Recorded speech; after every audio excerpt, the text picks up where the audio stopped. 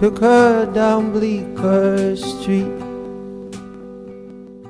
Bueno amigos, hoy os traigo a un invitado especial, a un hombre muy conocido. Es un gran escritor, un gran conferenciante, entre otras muchas cosas. Entre sus libros hay varios bestsellers, pero el que a mí más me gusta y el que más me ha conquistado ha sido Aprendiendo de los Mejores. Paco, Aprendiendo de los Mejores, hay muchos mejores en tu libro, pero para ti, si tuvieras que decir cuál ha sido el mejor y qué has aprendido de ese mejor, ¿cuál sería ese mejor? Yo creo que la principal lección de este libro es saber que no existen las personas especiales y que dentro de cada persona existe el potencial para lograr aquello que desee.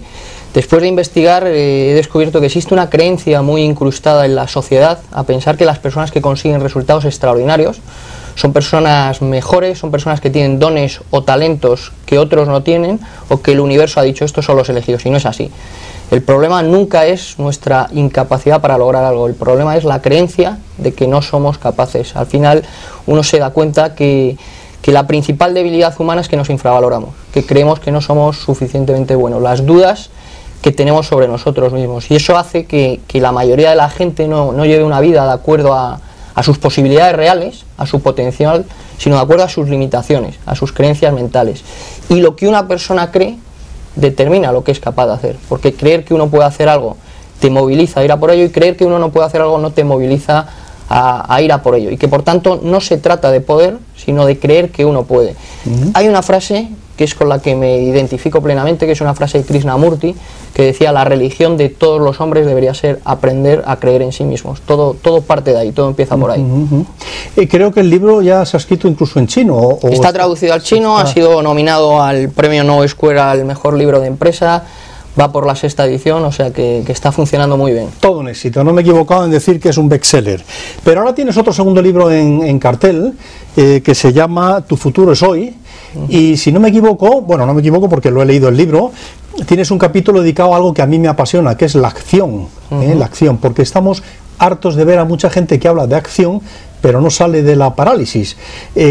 ¿Tú crees que los directivos españoles nuestros son proactivos o reactivos?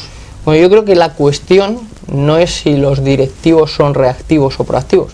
Yo creo que la cuestión es si los seres humanos somos reactivos o proactivos.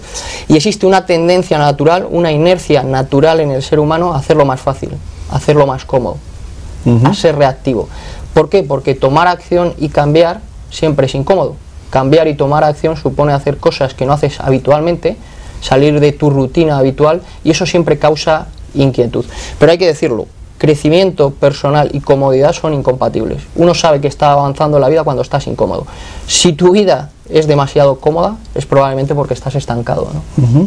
Tal vez es que el tema de la acción no nos lo han enseñado desde pequeñitos.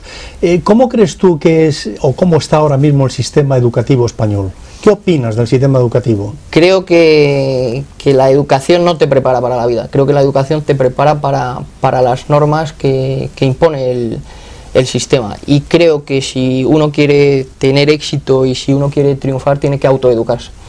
Creo que la educación tradicional te prepara para ser uno más, y creo que la educación tradicional produce gente estándar y normal, y creo que lo peor desde el punto de vista del éxito es ser normal, porque el éxito siempre es sinónimo de algo, que es diferenciación, y la diferenciación siempre parte de la autenticidad. Y la autenticidad es justo lo contrario a la uniformidad, que es lo que impone un sistema o una educación. Creo que el sistema o la educación produce masa, porque la masa siempre es mucho más fácil de controlar y de dirigir, ¿no? Se habla hoy, cambiando un poco el tercio, se habla mucho hoy en el mundo empresarial y en el mundo en general de la felicidad, tal vez porque la gente no es feliz, no lo sé. Incluso hay un estudio que dice que el 65% de los profesionales españoles no son felices en su trabajo. ¿Tú a qué crees que se debe que la gente no encuentre la felicidad en el trabajo? Bueno, yo creo que también ahí hay que ser un poco crítico. Yo creo que la cuestión no es a qué se debe, porque si uno se pregunta a qué se debe, uno está buscando un culpable fuera de uno mismo. Yo creo que la cuestión es, si uno no es feliz, ¿qué tengo que hacer? Al final, el primer requisito para tener éxito y para ser feliz es la autorresponsabilidad. Para tener éxito y para ser feliz hay que hacerse cargo de uno mismo.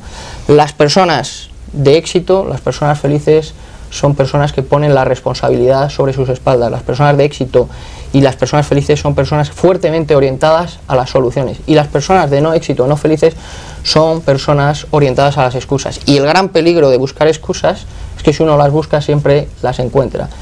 Es muy fácil encontrar algo o alguien a quien echarle la culpa para justificar nuestra infelicidad, ¿no?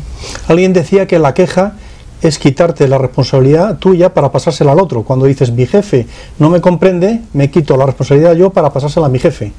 ¿No es eso? Totalmente. El primer requisito del éxito es la autorresponsabilidad. Los 4 grandes enemigos del éxito son la excusitis, la victimitis, la quejiquitis y la culpabilitis. Está bien. Oye, en España últimamente se ha invertido cantidades inmensas de dinero en cursos de liderazgo. Y sin embargo, en las empresas todavía se cuestiona mucho el estilo de dirección. El otro día leía que hay en un estudio se leía que había un 60 y tanto, 64% de profesionales que creen que podrían hacerlo mejor que su jefe si estuvieran en el puesto del jefe. ¿Qué te sugiere a ti esta afirmación o esta conclusión de esta encuesta, de este estudio? Yo creo que en el mundo directivo es igual que el resto de ámbitos de la vida. O sea que hay muy poca gente muy buena, hay mucha gente normal y hay unos pocos que son malos o muy malos. Y esto ocurre en el mundo directivo, en el mundo de los conferenciantes, en el mundo de los profesores, en el mundo de los periodistas. ¿Por qué? Porque ser muy bueno es complicado. Porque ser muy bueno exige compromiso, exige capacidad de trabajo, exige resistencia emocional, exige humildad para saber preguntar y asesorarte. Y al final, la mayoría de la gente no quiere sufrir el proceso que hay que sufrir para ser muy bueno en algo. Al final las personas todos buscamos lo mismo, que lo que queremos lo queremos ya. Queremos éxito rápido y buscamos atajos, soluciones express y milagros. La vida no funciona así, las reglas del juego no son así. A mí me gusta decir que todo lo bueno de la vida se cuece a fuego lento, ¿no? Y eso que implica, para mí, 3 cosas. Primero, tener un sentido claro de dirección. Lo primero y lo más importante es saber hacia dónde uno se dirige, porque cada paso que das te acercas. En segundo lugar, constancia, hay que trabajar cada día. Y tercero, paciencia, no se siembra hoy y se recoge mañana. Pero el mundo directivo no es diferente al resto de los ámbitos. Como digo, muy poca gente muy buena, mucha gente normal y unos pocos malos o muy malos, ¿no? Por cierto, otro de los temas que está muy en boga es el tema de la diversidad. Se habla mucho de diversidad. Yo a veces no sé exactamente qué es lo que se quiere expresar con la diversidad. Bueno, tengo mi opinión personal, pero el otro día sí aparecía en la prensa que Angela Merkel en Alemania ha establecido que a partir del año 2016 sea obligatorio un 30% de mujeres en los equipos directivos. ¿Piensas que se debe hacer por cuota o piensas que se debe hacer por talento o piensas que debe ser una mezcla de ambos? ¿Qué te sugiere? No, yo creo que hay una combinación. Yo creo, primero, no soy partidario de las cuotas. Yo creo que todos somos partidarios del talento con independencia del sexo. Lo que sí que es cierto que a lo mejor puede ser una medida facilitadora para romper ciertas barreras que son invisibles. Pero a partir de ahí, yo creo que hombres y mujeres somos biológicamente diferentes, que por tanto nos complementamos y que esa complementariedad nos enriquece, pero que esa complementariedad depende de las necesidades de cada proyecto y que no deben estar impuestas por cuotas necesariamente, ¿no? Otra palabra que también va de boca en boca, yo lo oigo por todos los sitios, yo ya me retumban los oídos, es la palabra innovación. Pero al final, ¿qué hay detrás de esta palabra? Porque todas las empresas van a innovar, todo el mundo va a innovar, la ventaja competitiva es la innovación, pero ¿en qué se concreta esto? Bueno, vamos a ver, ¿qué es innovar? Innovar para mí es hacer cosas que no hacen nadie para hacer mejor la vida de la gente. ¿Y qué significa innovar? Innovar significa arriesgar. ¿Y qué hace falta para arriesgar? Ser valiente. ¿Y qué significa ser valiente? Pues para mí 2 cosas. 1, tolerancia a la incertidumbre y 2, tolerancia al fracaso. Primero, tolerancia a la incertidumbre. Cuando uno decide innovar, uno se adentra en caminos desconocidos a los habituales. Y eso quiere decir que no vas a tener el control del entorno. Y eso causa ansiedad, eso causa inquietud. Y para eso hay que tener personalidad, ¿no? Y en segundo lugar, tolerancia al fracaso. Cuando uno decide innovar, uno no se pone a innovar mañana y tiene la innovación. Para innovar hay que fracasar muchas veces. y las personas somos muy reacias a las equivocaciones, al fracaso. Pero sí que es absolutamente imprescindible innovar siempre, porque el éxito siempre parte de tener una diferenciación, una ventaja competitiva, pero yo creo que eso es hoy día más importante que nunca. ¿Por qué? Porque yo creo que hay un rasgo que define prácticamente cualquier mercado, cualquier sector y cualquier industria, y es que todo tiene una fecha de caducidad muy corta. Hoy día, cuando uno saca un producto, o incluso cuando uno va al notario a montar una empresa, uno debe saber que casi con toda seguridad ese producto o esa empresa va a fallecer. ¿Y eso qué significa? Que uno debe tener una cierta capacidad para renovar las ventajas competitivas. Por eso sí que es cierto que probablemente la única ventaja competitiva sostenible es la capacidad de innovar de manera permanente, o si hablamos de freelance, pues la capacidad de una cierta reinvención cada cierto tiempo, porque los mercados tienden a madurar con mucha rapidez, ¿no? Y hablando de rapidez, el tiempo es un factor clave en el mundo en el que vivimos. Decía nuestro querido Peter Drucker que el tiempo es el recurso más escaso que hay y que hay que saberlo gestionar muy bien, porque si no gestionas bien el tiempo no puedes gestionar el resto de las cosas. ¿Tú crees que en España, en general, en el mundo empresarial y en general en la vida, se gestiona bien el tiempo o no tan bien? Yo estoy totalmente de acuerdo con Peter Drucker. Yo creo que el tiempo es la variable más importante de la vida, porque uno puede conseguir casi de todo más, pero nunca más tiempo, ¿no? El tiempo es el que es y se agota. El tiempo no se puede recuperar, el tiempo no se puede reciclar, el tiempo nada, el tiempo simplemente transcurre. ¿Y eso es qué significa? Que cada hora que pasa no vuelve, que o se aprovecha o se desaprovecha.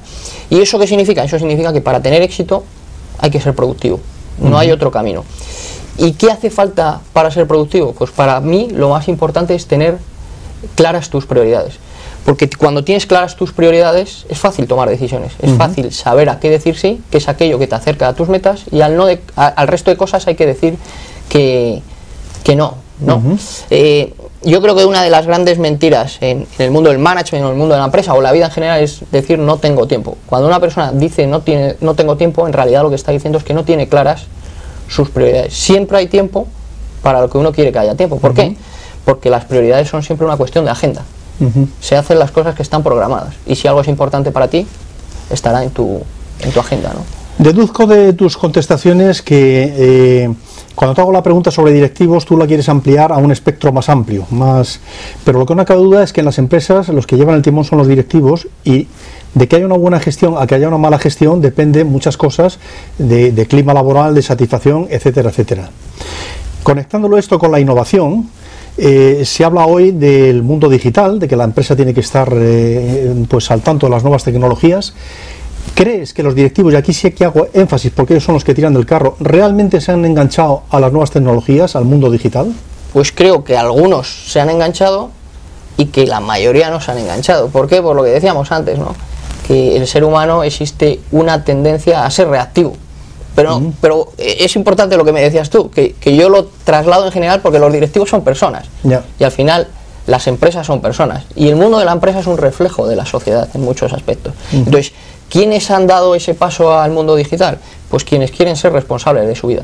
Al final, o gobiernas tu vida o te la gobiernan otros. O eres víctima o eres protagonista. Entonces, quien sea valiente, quien sea atrevido, quien sea rompedor, siempre va un paso por delante del mercado. Y quien sea reactivo, pues generalmente estará en el pelotón, pero nunca en una posición de liderazgo. En el lenguaje vulgar, hoy hay algunas palabras que desde mi punto de vista, personalmente pienso que están ya un poquito desgastadas. Palabra como talento, palabra como conciliación, palabra como diversidad. ¿Tú crees realmente que están ya un poquito obsoletas, un poquito podridas, o todavía están de rabiosa actualidad? No, yo creo que están de rabiosa actualidad. Están de rabiosa actualidad. Los conceptos no están obsoletos. Lo que están obsoletos son los discursos sobre los conceptos. Por ejemplo, me hablan de dos conceptos que son muy interesantes: talento y diversidad. ¿Cómo va a estar el talento obsoleto? Lo más importante que tiene una empresa son sus personas, porque son las personas las que hacen que las cosas ocurran. Entonces, pero cuando hablamos de talento, ¿a qué nos referimos? ¿La mujer de la limpieza es talento?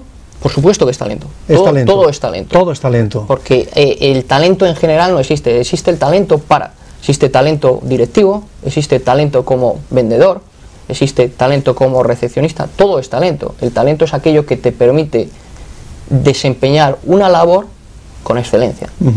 ¿Y qué es lo más importante que tienen las empresas? Las personas, porque son las personas las que hacen que las cosas ocurran. Lo mejor que tiene Apple no son sus iPhones y sus iPads. Lo mejor que tiene Apple son sus ingenieros que diseñan esos artilugios.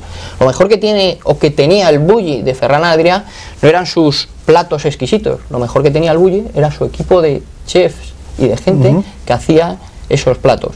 Con la diversidad pasa lo mismo. ¿Es la diversidad un concepto de rabiosa actualidad? Por supuesto, porque la innovación siempre es de rabiosa actualidad, porque el grado de desarrollo de una nación depende de su capacidad de asumir riesgo para generar ventajas competitivas.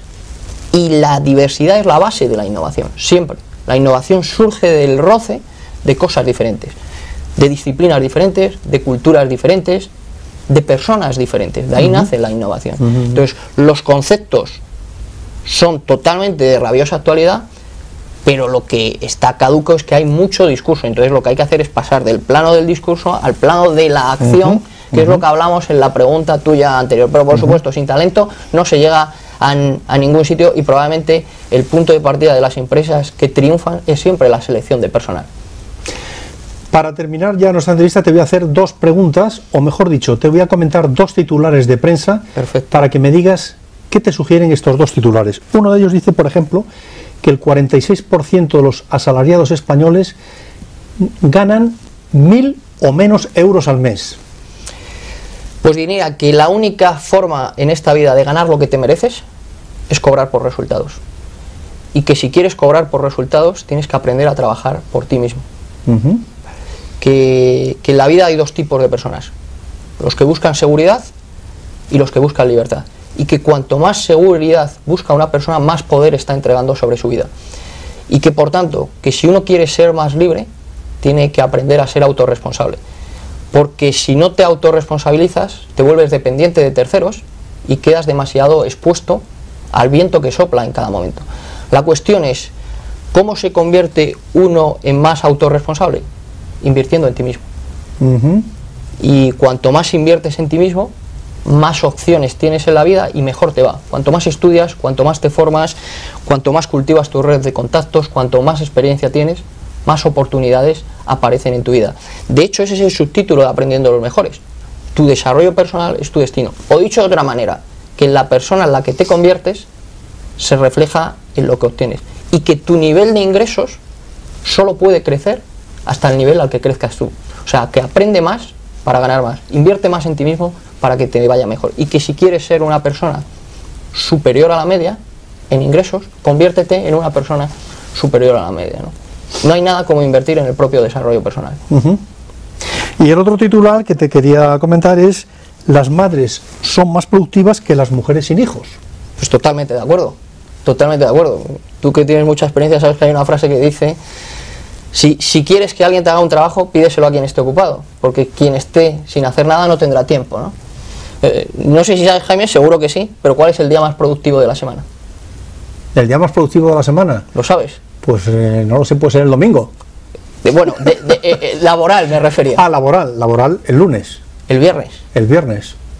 ¿Y sabes por qué? ¿Por qué? Porque muchas empresas tienen jornada intensiva, y entonces la gente se concentra plenamente en lo que tiene que hacer para poder irse a la hora. El tiempo muchas veces se pierde porque hay demasiado. La mayoría de empresas tienen un horario de 9 a 2 y de 4 a 7. ¿Todas las empresas necesitan el mismo horario? No. Pero la gente organiza su jornada para que tu trabajo lo hagas en 8 horas. A lo mejor lo puedes hacer 6, pero como hay que hacerlo en 8, te organizas para que lo hagas en 8. Y entonces a lo mejor haces más llamadas, mandas más mails, estás más con el WhatsApp. Eso los viernes no ocurre, porque la gente está concentrada en lo que tiene que hacer plenamente para irse a la hora. Se sigue valorando mucho el sacrificio personal por encima de la productividad personal, y por eso las madres son muy productivas, porque están centradas en lo que tienen que hacer. Pero has dicho que se da trabajo para 8 horas, y yo vengo observando que como consecuencia de tal cantidad de expedientes de regulación de empleo que se hacen, se suprimen personas, pero no las tareas. Entonces las tareas las tienen que seguir haciendo los que se quedan dentro, con lo cual al final hay un rebose, digamos, de actividad, y eso repercute en la Totalmente, pero yo creo que eso que es cierto que dices, hay que ir cuál es la causa. Y la causa es la crisis que estamos viviendo, y hay que saber cuál es el origen de la crisis. Ese es a donde hay que ir. Entonces ahí es donde que hay que crear estructuras organizativas mucho más eficientes, con las ideas mucho más claras, probablemente mucho menos infladas inicialmente en costes, mucho más flexibles, mucho más ágiles, porque todo eso revierte en unos altos costes fijos que luego pues acaban pasando factura, ¿no? Si mañana te llamara un chico joven para hacerte una consulta, Paco, necesito que me orientes, y él te plantearía el dilema, Paco, ¿qué hago? ¿Busco empleo o busco trabajo? ¿Qué le aconsejarías? Bueno, ¿qué entiendes por empleo y trabajo? Yo le diría que... Trabajo puede ser el autónomo, empleo es... ¿Empleo por cuenta ajena? Sí. Por supuesto. Esto está relacionado con lo que decíamos antes, empleo propio, porque no te vuelves dependiente de tercero.